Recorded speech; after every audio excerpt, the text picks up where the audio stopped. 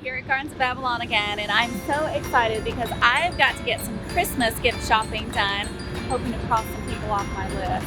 Let's come in and see what we've got here at Gardens of Babylon.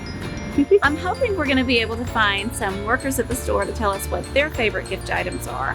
So let's walk around and see if we can find somebody. Terrariums are always a really fun gift item as well.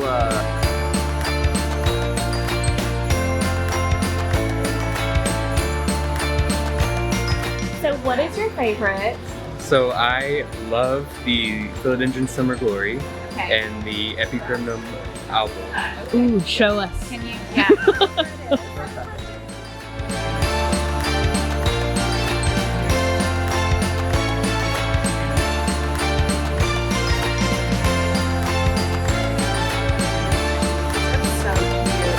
Okay, so my favorite gift item in the store, I think, has to be this. Isn't this beautiful? My favorite gift item of 2022 is this ice cream planter. What's sweeter than a planter for your plants shaped like an ice cream cone? Love it.